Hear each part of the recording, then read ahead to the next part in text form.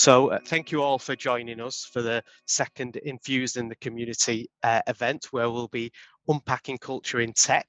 I'm glad to be joined by 4 experts in the tech industry. We have Omer Karim, who is the Agile Delivery Manager at Iris Software Group. We have John Cross, who's the Senior Development Manager at Iris Software. Phil Stiby, who's Senior DevOps Engineer at Truespeed, and Charvill, who is Managing Director at Tagility. So I'll open it up to you guys. I'll let you all do brief introductions, and then we can start off on a few of the topics. John, do you want to go first to give a brief introduction? Oh, what do you want to know? So, as mentioned, I work at Iris Software Group. I look after a bunch of teams working on Iris Elements, which is a big cloud-based platform that we're building predominantly for our accountancy customers. My history is wild, varied, and not very interesting, so I won't go into it too much, but I've kind of worked in loads of different places, from the games industry to banks. I've seen it all. Thank you. Omer?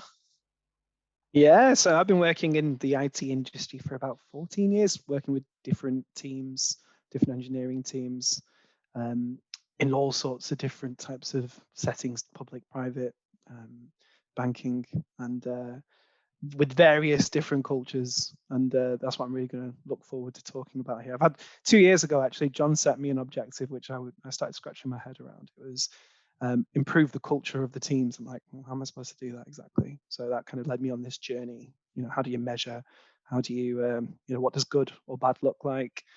And yeah, there's a lot of learning in that space. So I'm looking to share those experiences on this call. Yeah, good. Jim? Hello, so I'm Jim Charvill. I'm probably the old man of the group, I suspect. I've worked in a number of businesses, generally all tech related. So I've worked in some awesome businesses with great cultures, I think. I've worked in some shockers too, and learned quite a lot along the way, I think. So yeah, hoping to share some of those experiences, things to look out for, that sort of thing. Yeah, thank you, Jim. Phil? Hi. Yeah, so I've been in IT for 21 years now. Primarily been around software development, but sort of the last 10 years has been sort of team leadership and building teams, and spent a good few years as a contractor. A bit like John, I've worked in various industries, telecoms, banking, and now currently with Truespeed, we're building a full fibre network sort of south of Bath, all the way down to the quaint little village of Wales that people know from Hot Fuzz. And we're also sort of trying to deliver our software as infrastructure for our business, and as well as developing our own internal products. And at the moment, I'm sort of rapidly trying to grow a team which is modern and has the right culture to build success for the business. Yeah, thanks, Phil. So as I mentioned before, we're going to be discussing a couple of topics. If there is any questions anyone wants to ask, there should be a chat box, and we can put it to the panel. So I'll start off with the first one. And so what is workplace culture? Don't know if there's anyone who wants to go first on that one. I'm happy to jump in there. Okay. So I'm going to just pick on the word culture more than anything else, because there's the noun and there's the verb to do with this. Most people consider the noun being a collective of people who have shared values, goals, virtues. But there's also the verb, which is more of a scientific biological one, which is around maintaining tissue cells, bacteria in conditions of suitable for growth.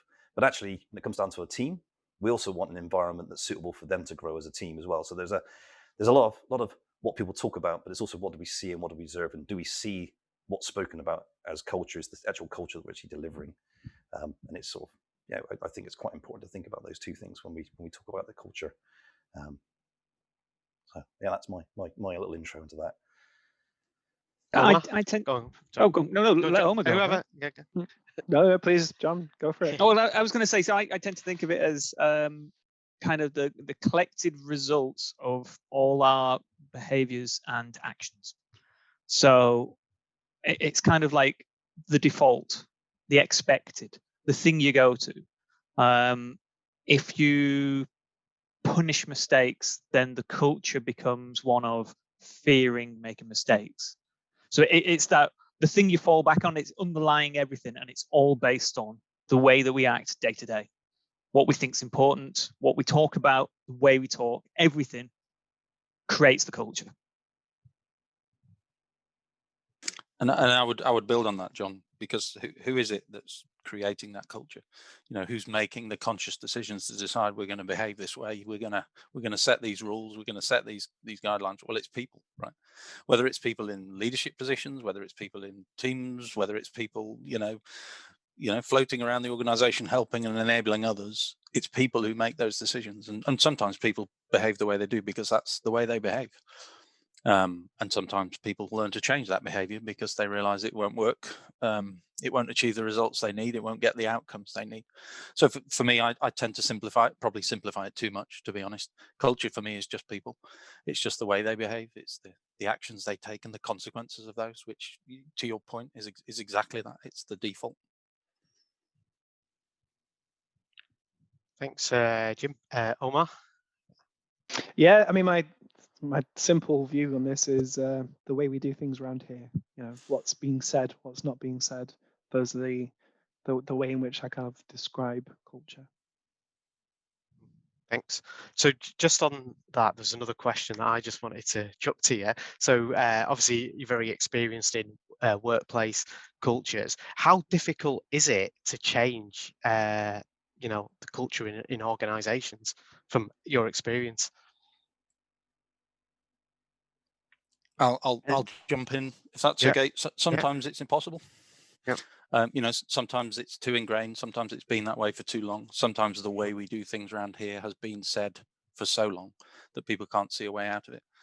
I'm not saying it's impossible everywhere, because it is possible in some places to then start bringing in some of the changes of behavior. What's really key for me is that you have people who understand the impact that different behaviors can have and can model them. Because that for me has been one of the biggest impacts on changing culture is people who come in and then model the sort of behaviors that you want, as opposed to the behaviors that you have. That, however, takes a long time. It's not a quick fix, and it doesn't happen overnight. Thanks for that, Jim. I'd like to add to that. There are constant battles of influence in the workplace. And some battles you kind of win, sometimes you don't win, right? But there's a kind of, you know, how much are you going to chip in to be able to resolve things that are going to help culture? For example, I'm an advocate for the sort of lean product process, and that is a way in which we can make sure that, well, the result of lean is teams should be able to be a bit more or less perplexed when it comes to deployments. There's less deployment pain. There's more validations that are taking place, and that can help the culture of teams in the workplace. Doesn't necessarily resolve other problems that might happen with personalities. So I feel like there's a lot of different dimensions in the world of culture. I think, Jim, you're kind of highlighting the sort of leadership approach, but I do think there's other battles that can be won in that process, if that makes sense. So it's like the way we you know, the technology that we use can help, you know, make things easier and quicker. It can help, you know, if we automate certain processes, then ultimately we're reducing the effort that's required to be able to do those things.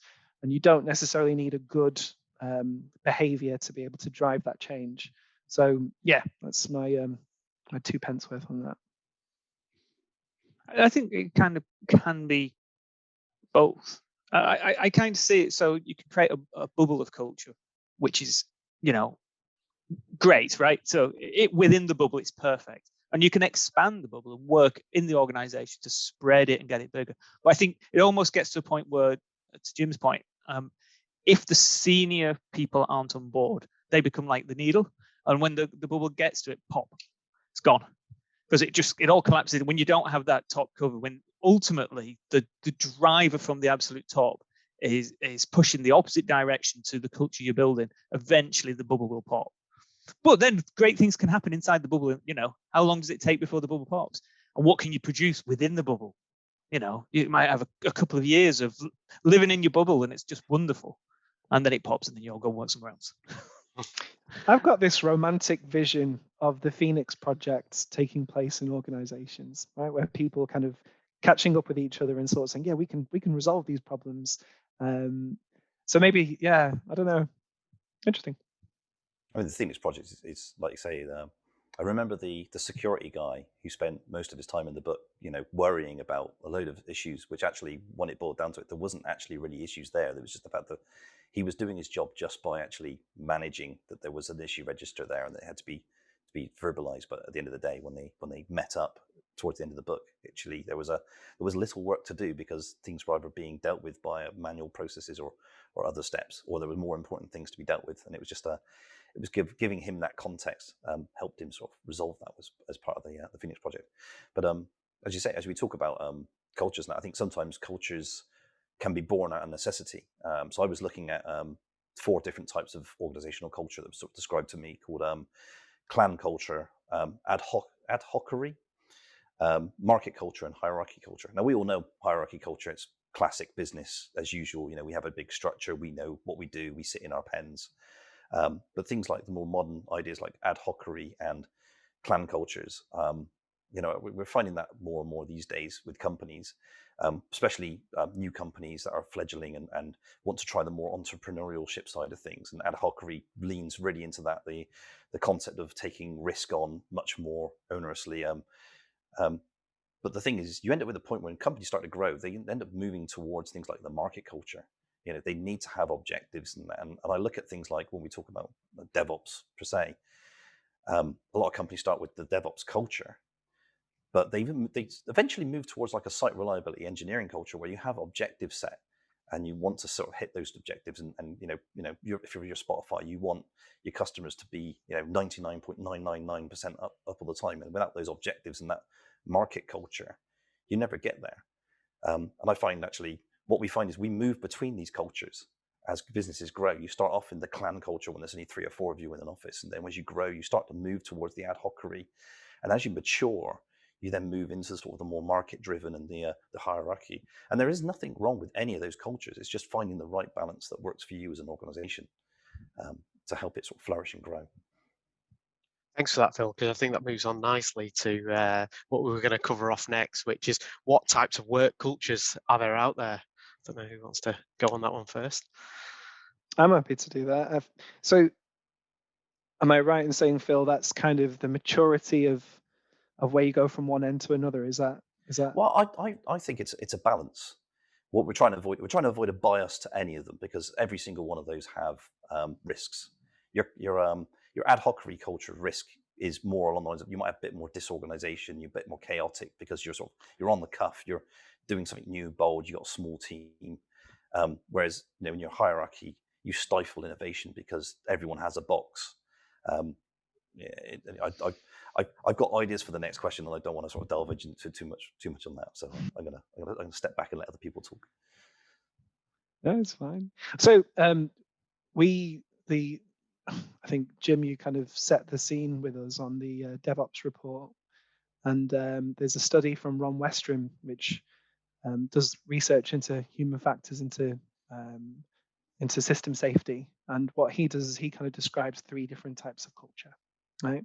So and one of his suggestions are that leadership impacts the cultures directly. So a pathological leader who's quite power driven, who has a sort of distrust for anything else that kind of wavers from their opinion and their thinking or their power. They act in a way which stifles novelty, doesn't allow kind of innovation to take place, and as a result, teams under them, they feel that they're going to become scapegoats, that they're going to be picked on if they don't say the corporate word of what the pathological leader is kind of describing.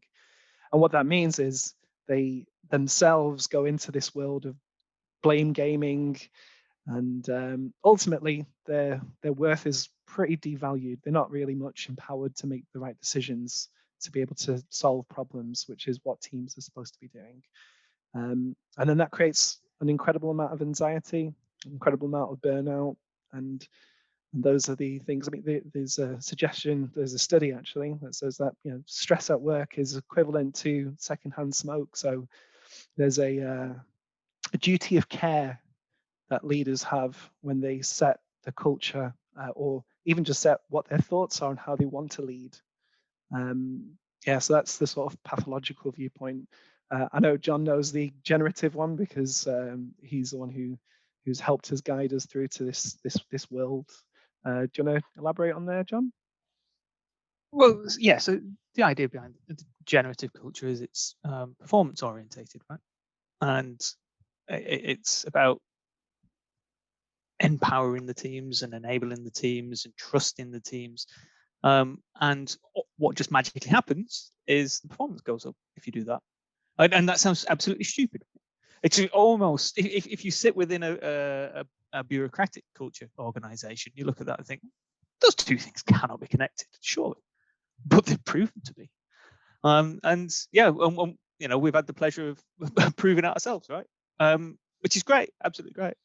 What I was really interested in the 3 culture model is working in a bank was really interesting because everybody in you work with, the organization I was in was probably you'd pitch it as a bureaucratic culture, but then you get people coming from other banks, because if you work in a bank, you move from one bank to another, right? And you could tell, I'm not going to name names, but one very big famous bank, everybody came from I'd obviously come from a pathological culture. And they couldn't fit in. They couldn't make any sense to them at all because they just want to get stuff done. And woe betide you if you don't do what I tell you to do. And that didn't fit into a bureaucratic culture at all. Really interesting that I never came across anybody in any sort of conference or anything that I went to that appeared to work in a generative culture. Banking just seems to be one bad one or a different bad one. I wonder whether if I went and spoke to some people from like some of the smaller places like Starlings and Atom and places like that, whether they would be different. I'd have money on it not being though, because they'd end up being still populated with people that they'd hired from the big blue bank that's pathological, or the one over there that's bureaucratic. So yeah, it's really interesting, and it's really interesting when you have those 3 simple holes. You can sort of like go, those are the 3 cultures. We've all worked in places where they are one of them. And now having worked in a place which is more generative, what a big difference it does make. It really does. By the way, just to frame what a bureaucratic model is, it's and I think everyone can understand and appreciate, there's always this sort of, I think the DevOps movement considers this as the wall of confusion between different silos. So there are leaders who are preoccupied with making sure their turf is working great, and often they're thinking about promotions. They're thinking about how do I make my little area really good. And the trouble with that is that it's not a sort of system-wide think. It's not a let's get together and problem solve issues. The results are pretty much very local. There's not a global view on how we can adjust or fix problems. So that's why it's a it's not a good. It's not a terrible culture. It's not a great culture. I was going to say, actually, I think it was Edward Damon coined a phrase for this, which was about the fact that if you leave a system in isolation to itself, it only cares about its own little unit, and it has a tendency then within a wider organization to cause conflict and unrest, because they don't really give a monkeys about the other departments as long as they're hitting their targets and they're doing their thing. So if you're Ford and you're building engines and you're building lots and lots of engines, they don't really care how many chassis you're building because they're hitting their targets, they're hitting their numbers. But like say, culturally, they need to be plugged into the wider business and understand their contributions. And I think he coins that really, really well when he talks about that stuff.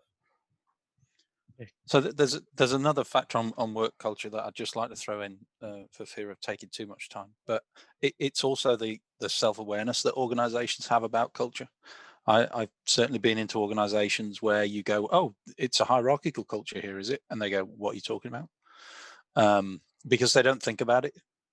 Conceptually, they don't think about it, and they don't therefore appreciate that it has to be different or could be different. And if it was different, what does different look like? So there is this concept sometimes, I think, in organizations of they need to understand their culture and to be able to frame it within the context of what it could be.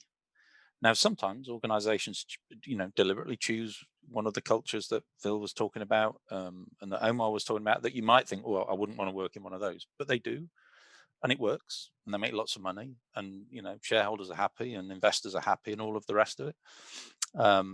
And for me, that then comes down to you and I and anybody listening as individuals to decide whether or not it's the place that we can fit. And I'm always loath to use the word fit. I like to think of myself as never fitting quite. But there is something about it. You go into an organization and you get a sense when you go through the interview process, you get a sense when you talk to leaders, and you get a sense when you talk to teammates as to what it's going to feel like when you get there.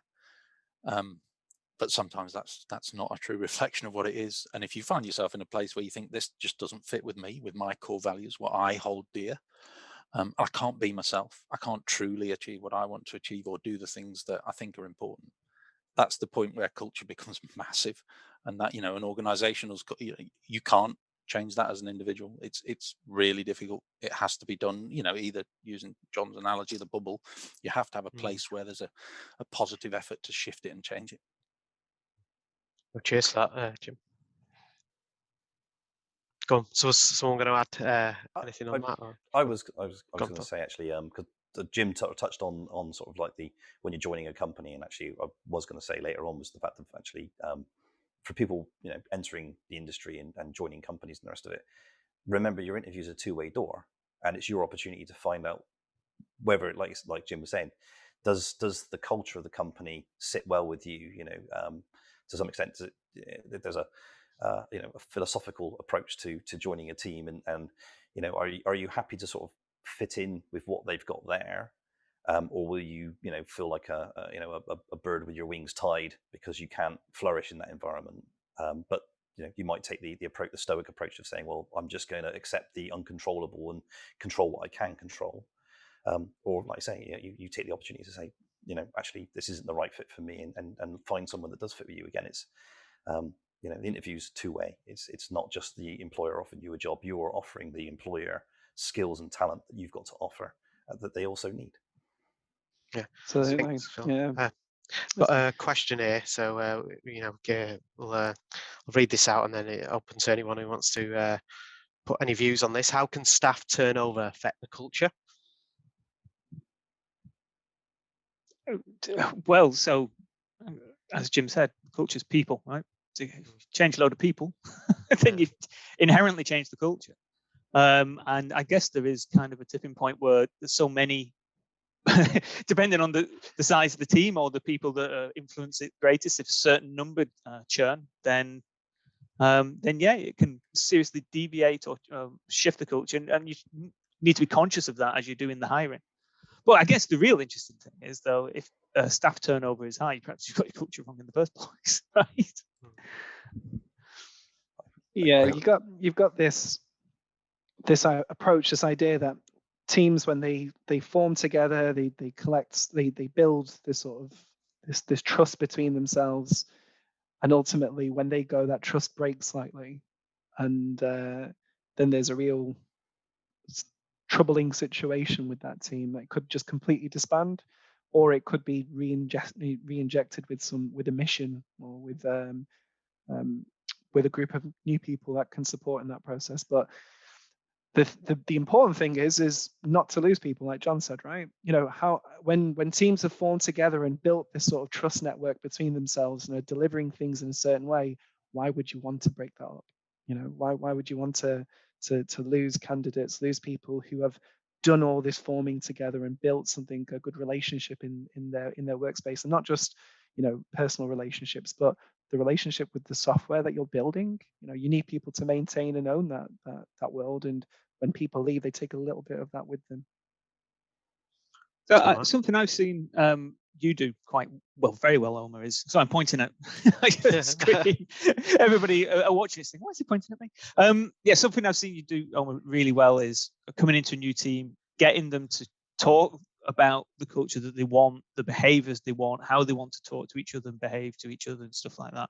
And I think thinking about it, perhaps that's something we all should do regularly. And a point where if people are leaving and joining, that's perhaps another time to go back over it and say, do we still want the same things? And hey, Mr. New Person, what's your voice in this? How do you think it should all work together? Yeah, I'll make a note of that. I'm going to jump in here, and I'm going to reference actually how me and Omer actually first met. And our first meeting was a project not going particularly well, and one of the first things I said that Omer heard from me was actually I was binning 6 months worth of work to start something off again because it was in such a bad shape. And like I said, the guy who was leading the project for the company that I joined as a contractor had taken some leave because of stress and the situation, and I was literally pulled in via having worked with that organization a couple of times before to come in and sort of help the company sort of turn it around. And so yeah, it was. I remember. I think Omer almost looked shocked when I said that originally, but 3 months later we turned it around. We got the whole project. So within half the time of the original development, we turned the whole project around. But it was the fact of actually, in that situation, it was. I would probably refer to Edward Damming. There was a bad system. It was beating good people at that point in time, and actually bringing someone else in shook the tree to some extent. Broke the bad mechanics, brought a new system in place, and we turned it around at that point, and it was a good project to work on in the end. But it's one of those things.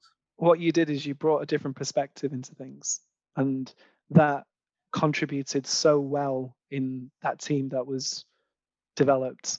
So yeah, it's difficult when you lose people, but there's also an opportunity to harness like a different type of thinking into how to approach something as well. So not to say that I'm promoting people leaving a good team, but it just means that in this example that you're giving, it's a new experience has created this new dynamic which solved a huge problem for us. So thank you, Phil. Thank you for that. I would add a couple of practical things to that, and I'm not going to compliment you, Omer, about some amazing things that you've done when we've worked together. But I can't miss the opportunity to draw people's attention to something that practically might help. So in the team topologies work, there is the concept of team APIs, this ability to describe how teams want to work with each other, how they want to be seen, how they want to see others, etc. And there are definitely cultural elements to that. You can certainly bring cultural elements into that in terms of we as team A would like to interact with others in this way, and you can be very clear and transparent about some of those behaviors.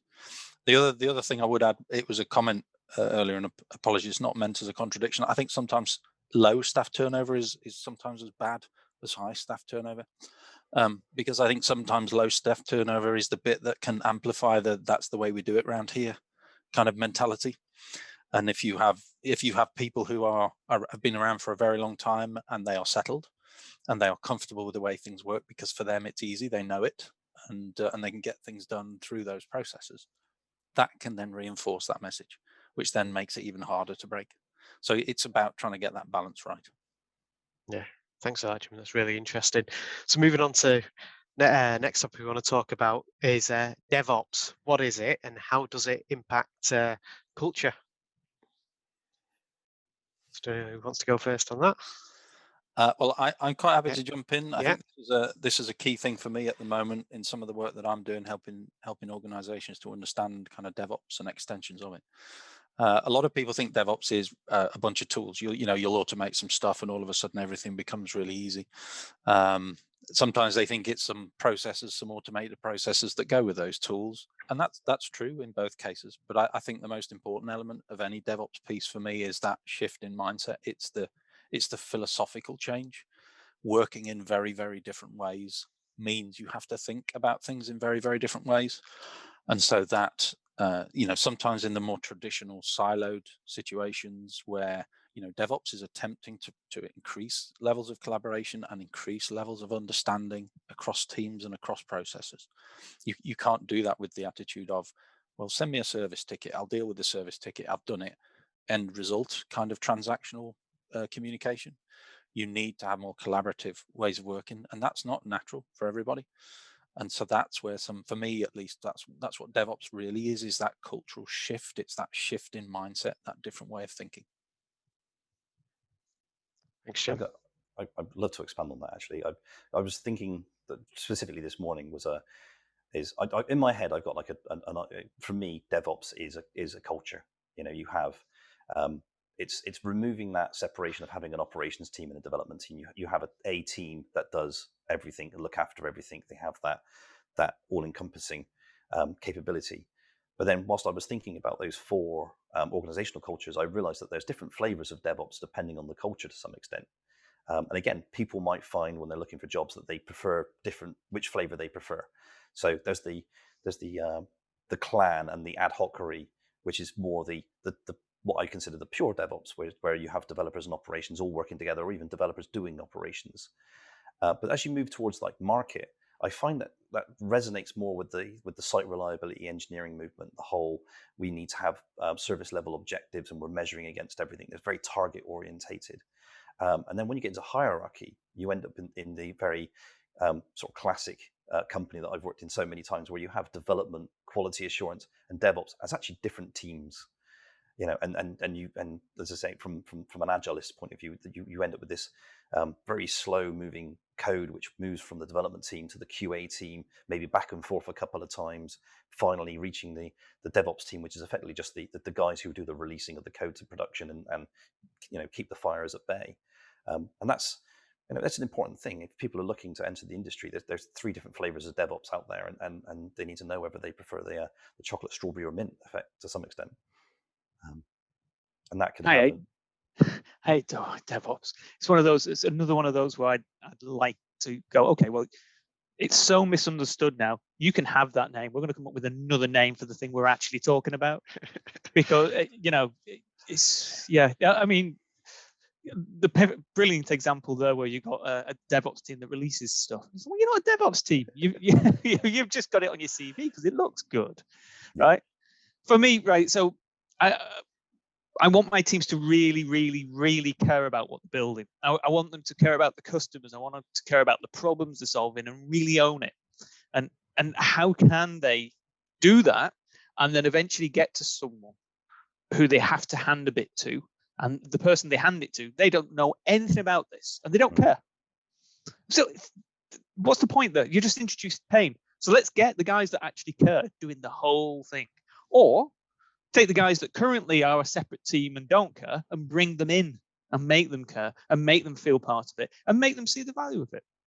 Get them understanding the value that the customers get out of this thing. It's not just about the number. It's not just about the percentage of uptime or whatever it is, right?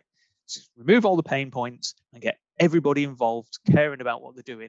Because when you do that, then suddenly, well, they're building it better. They're building it better, and they're taking more care about how they're building it because they know that it's going to really affect someone's life if it goes wrong. And, so reliability goes up. They care more about, we take all the pain out of releasing, but then they care so much that it's always like this battle between, do I want to release this? Is it absolutely perfect now? But you do it to make it so small, so even if it goes wrong, it doesn't really matter so much. But yes, get everybody into the circle of care. That's what I say. Thanks. Omer? Don't think I can add to that. Yeah. Okay, cheers. Move on to next topic. So diversity, why does it matter in the workplace? Because we don't dance enough. We're talking about diversity dance troupe, right? Okay.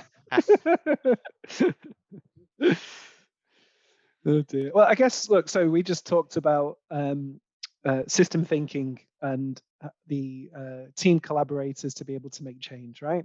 And what that means is that there has to be a team that has a sort of diverse cognitive viewpoint on how to do these things. So you've got, and I'll go to the identity bit in a minute, right? Because that's the juicy stuff. But teams need to operate in the IT spectrum. Teams need to work together to be able to make changes that are really fast, that are keeping things stable, and are potentially mission critical.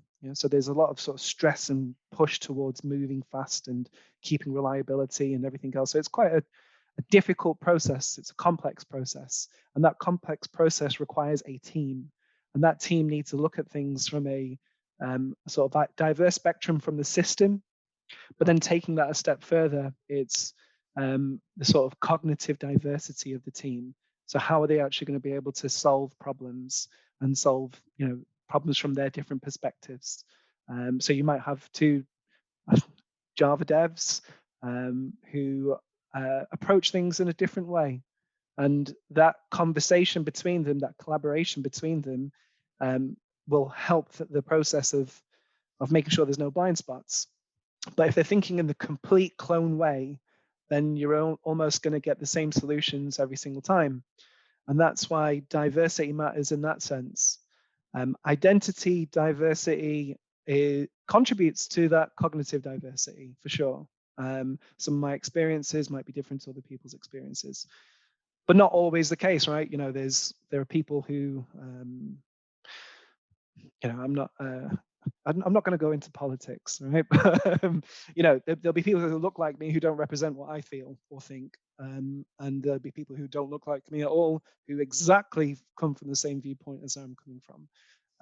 So yeah, less about that and more about the sort of diverse teams. One thing I really like about the team I work in right now, not just the team that that kind of report under me, but also the teams that I work with in my area that John kind of looks after at the minute. There's such a breadth, there's such a diverse thinking, and we have an environment where we all collaborate and really kind of make sure there's no sort of echo chambers of thought. So, John will come from one perspective, another person who's really kind of bleeding edge tech, he'll come from a different perspective. Another person who's been in the corporate world for a long time comes with a different perspective. And it really does add to our collective intelligence. So, when we employ people, we should really be thinking, how do I contribute to that kind of collective intelligence? How do I make sure that I don't have someone who just follows my tune? Because that's not really going to make me more intelligent or our group as more intelligent. It's an open culture, yeah. Good. Yeah. There's some really good points there, Omer, and I would emphasize that diversity of thought comment, because for me that's the most important bit. If you can get diversity of thought in a group, we've probably all worked in teams where they're very agreeable, high levels of agreement or abstination. People don't say anything or they don't challenge. And the problem with that is where you don't have diversity of thought, or even bringing it back to earlier questions, you don't have the culture that enables people to feel like they can challenge and speak out with a different idea. I got challenged very early on in my career when I started to get involved with recruitment and bringing people into businesses. And somebody said, one of the biggest mistakes you can make is where you don't make a conscious choice about fit. And what they meant by that was, when you're looking for somebody, don't think we're looking for somebody who will fit here. Sometimes you need to look for people who definitely don't fit here, and you need to make a very conscious choice that whether or not you need that. And 99% of the recruitment I've probably done since has been to look for people who don't fit, because it's been to challenge some of the norms, to challenge some of the behaviors that are there already. And you do that by asking people questions about how they think, and how they come up with ideas, and what the value of those ideas could be, and how they would communicate those things. So for me, it's that diversity of thought is absolutely paramount. I think the secret ingredient to that is making sure that there is real equality of voice, that everyone's viewpoints are really understood, and that there's a conscious effort to make sure views are thought about. Without that, if you just have that clone, you can have people who are from a diverse background, diverse thinking, diverse teams, but then they have to follow the corporate tune, and then they just it just then adds to the collective blind spot again. Can I just expand on that? So I was thinking about diversity this morning, and without the diversity, you end up with bias, which is one thing that we try and avoid within companies these days. And I think for me, there's no one culture, there's no one process, there's no one ideology that's going to solve all your problems for everybody. It's about the balance. It's about finding that middle ground which suits everybody and gives everyone that sort of harmony, and tranquility within the teams. As I say, those four different organization cultures I sort of mentioned earlier, what you find is actually the sweet spot is actually the middle, where you've got a bit of everything. I find it interesting when I talk and coach in Agile side of things. So many people focus on the clan culture and the ad hocery, but they miss out on the the real benefits that you get from doing agile practices from what's sustainability. You know, what are your objectives? What are your measurable KPIs that enable you to know that you're sustaining a real good pace? And that comes from the market culture. And so if you don't have a bit of all of these things in together, you end up with a bias whereby you end up with a team that are agile, as in we do all the scrum ceremonies, but never actually achieve anything new because they don't consider the velocity of the team or ever count numbers or do bean counting. And it's finding that middle ground that works really well for you guys to actually really benefit from all of this stuff. Just a point on the identity diversity, because I'll tell you a story actually. So I had a day where I had 3 interviews. This was a long time ago, by the way. One interview was with it was with the Home Office, and that interview was so interesting because I felt, but that was a job interview, by the way, right? And in that job interview, I felt like I was being interrogated. It was like I was sat there thinking, have I done something wrong? and what was interesting is they really wanted me to join them, and I was like, another place I went to, I walked in. It seemed really interesting, and they were like, right, we've got this amazing bar at the top of the floor, and every Friday we all have free drinks and everything else. And I'm just like, God, this I don't think I'll be able to fit in quite nicely here. And then I had an interview with John at my place where I worked with him before. And he was like, you know, he explained to me the whole kind of what they're trying to do, what they're trying to achieve from a team perspective, why maybe I'll be a good fit in that process. And the values of what he talked about was what really drew me to go there, you know, and I, you know, it was like I think it was a $5,000 difference in pay, like less, but I thought for $5,000, I'm with this person for 8 hours a day, 5 days a week, most of the year. I'd rather work with someone that I like working with and who values the things that I value, rather than going to a place where it'll be very hard for me to kind of fit in. Yeah. Oh, that's my fault. Thanks for that. Interesting as well. John, was there anything you wanted to add on that point?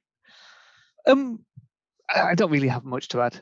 One thing that did ping to my mind is, you know, the whole psychological safety research and stuff that Google did, and we've all made this point, and I just thought it was really interesting. Again, you kind of got like a load of research that proves the diversity point. You know, they knew that they had teams where you had 3 superstars, but that team wasn't performing well, and then they had this other team over here where they're all kind of mid-level developers, but they're brilliant, and they were trying to work out why.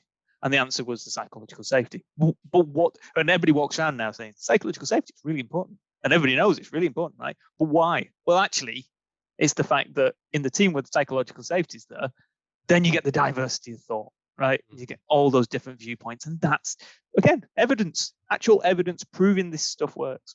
I think it's great. I think that, again, leads on nicely to what we wanted to discuss next. So we've talked about quite a lot of different things there where, you know, what candidates need to discover when looking for their next role. So what other factors should they consider when applying for their next role or opportunity?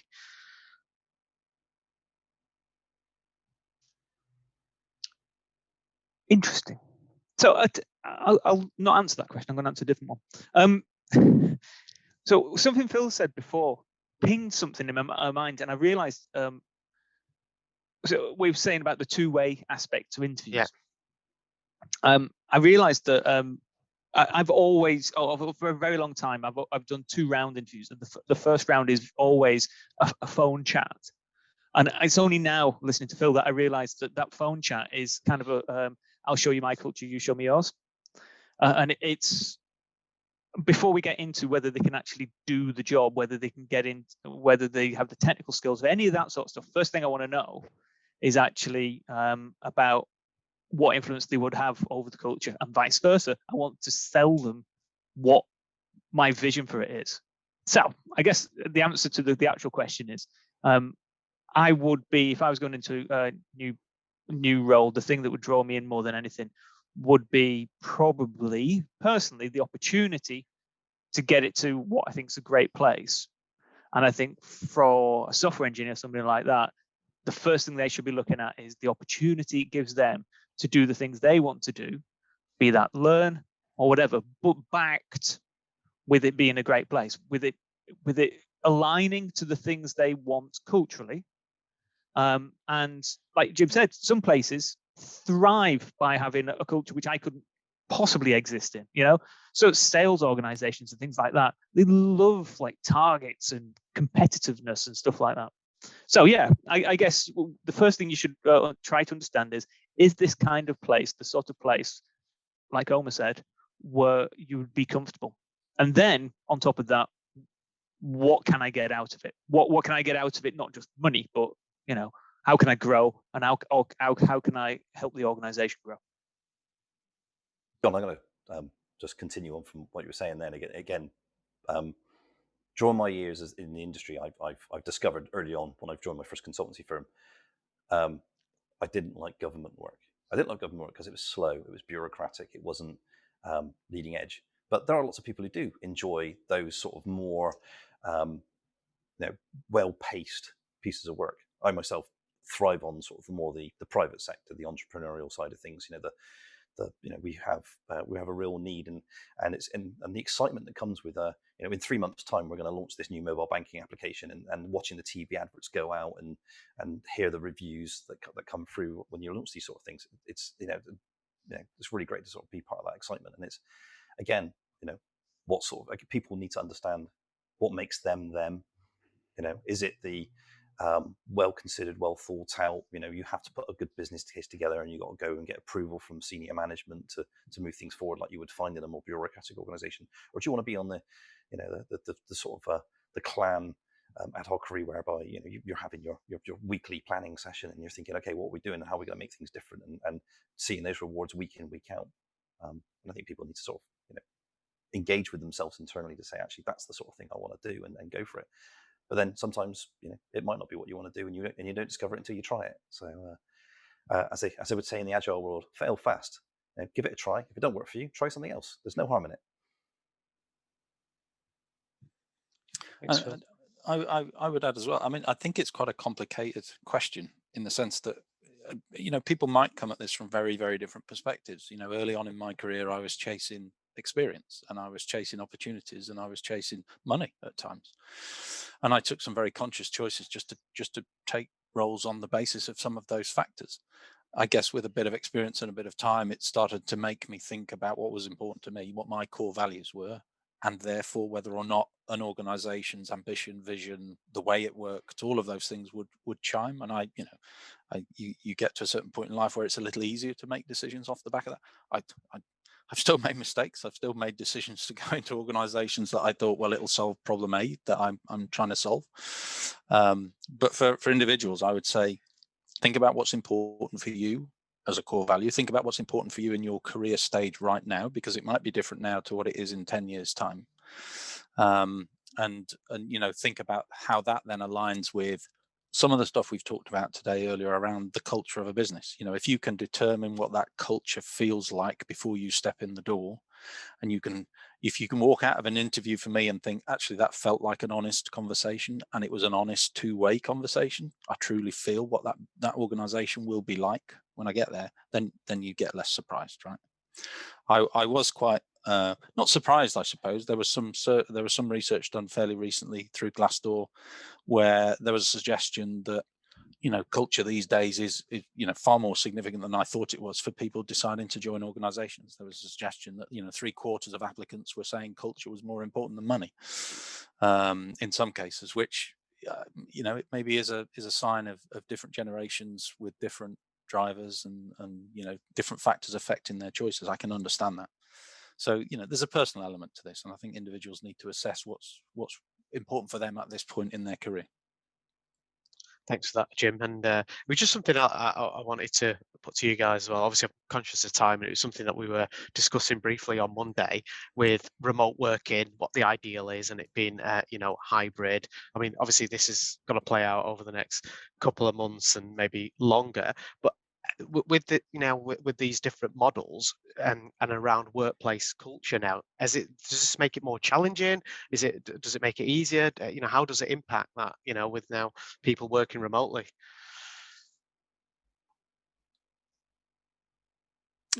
Again, well, I don't always want to be the one talking straight after myself, but I'll add a quick piece to it. What I really like about people working remotely is this shift from location to time zone. Yeah. Because that leads into a whole bunch of the other things we were talking about, opportunities around diversity, etc. I think I've certainly worked in organizations that had tried to do remote stuff before the pandemic, and you generally ended up with a bit of a mixed experience. Some people in offices, some people remote, and that never seemed to really land very well. There was always a sense of those people are at home, watching the telly or drinking tea, and I'm traveling to the office 2 hours a day, and it's a grind. And there was a bit of an imbalance. It seemed, in some respects, what I saw was a reaction that felt a little unfair. I'd certainly worked in teams where you had that mix, and it worked fine because people just accepted the way it worked. And I've certainly worked in teams that were fully remote, and they thrived because everybody was in the same boat. There was no consideration of there being an imbalance at all. My only fear post all of the remote working, if organizations start to insist that people have to be in certain locations, and that may be appropriate for certain types of roles, but in technology, I just don't think it's necessary.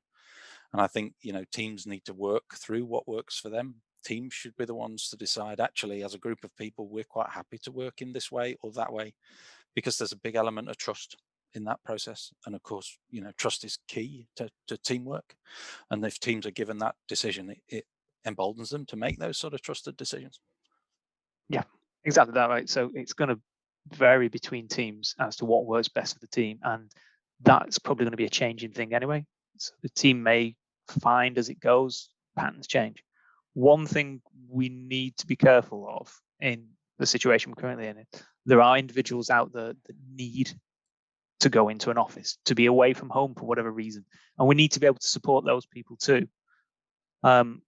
So I think it's sort of a working location becomes more about giving people options and providing the means by way it can, the means and the trust to make it work as best it can for each team. So that those that need to get away from home for whatever reason can.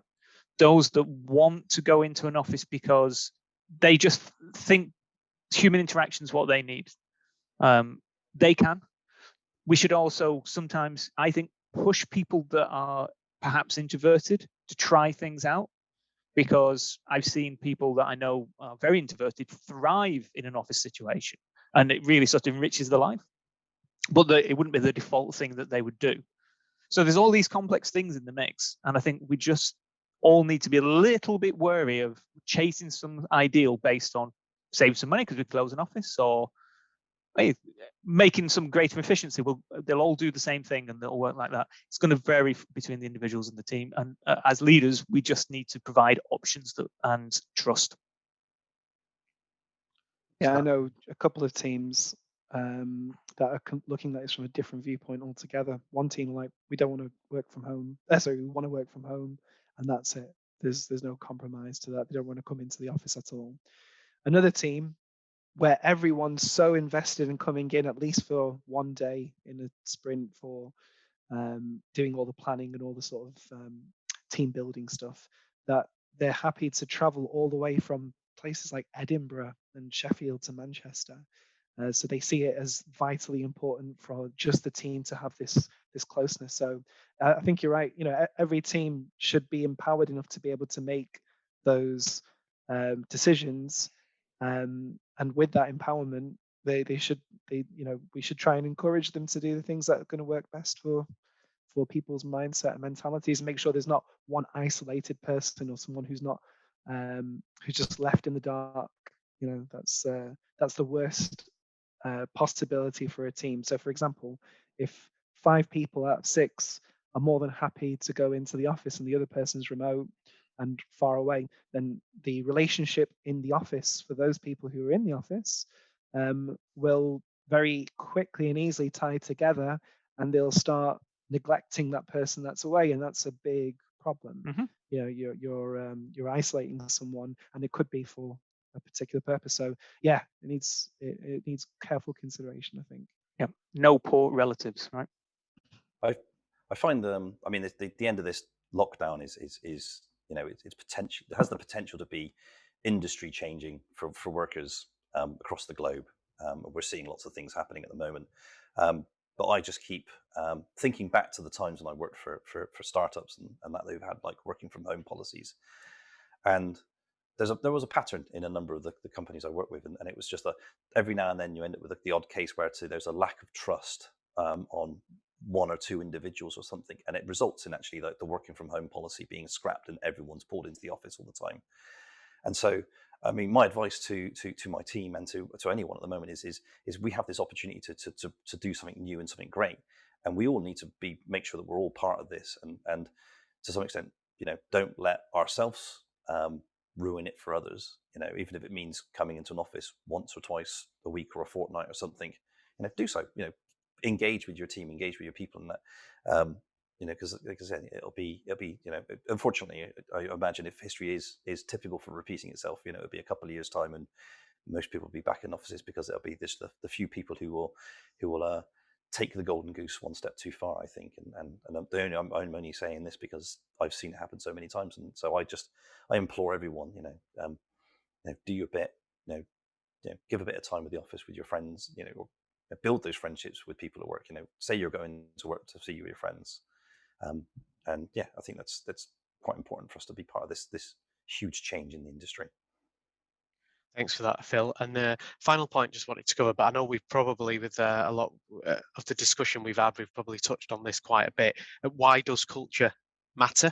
So I don't know whether anyone wanted to add anything on that point. I know we've discussed so far in detail. It's everything, right? Get it wrong, and it's bad for everybody.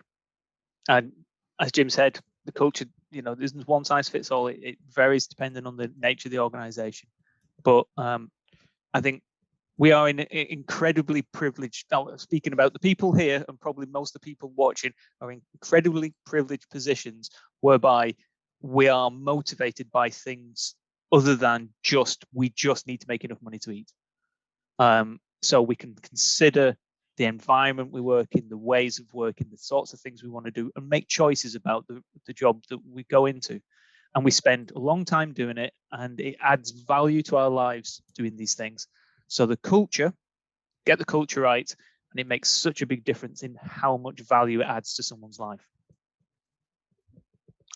And it makes you happy, right? Let's be honest, when you work in the right culture, it makes you happy, which makes work easier. And, you feel like you can add value. So what's, when you're spending most of your time doing that stuff, you've got to be happy. Yep.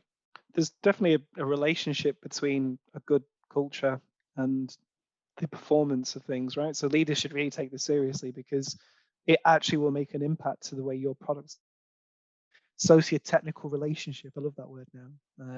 And that, if you've got a happy team, they'll be developing happy products. Leading to happy customers. There you go. Happy customers spend more money. Yeah. Cheers. Phil, anything else you wanted to add on that? I'll just bear me a second. I do have some thoughts on that. And, I think the guys have covered it all quite well enough for me. Yeah. Thanks. That's been really interesting, that. So thanks, John, Jim, Omer, Phil, taking the time out to join us on that. Thanks for the audience for attending. Anyone who's joined later, there will be a recording available over the next few weeks. But thanks again, guys, and hopefully catch up soon. Thanks for having us. Everybody. Yeah, thank you. Really fun. That was great. Enjoyed Cheers. that. Cheers. Thank you. Cheers. Bye, guys. Bye-bye. Bye-bye.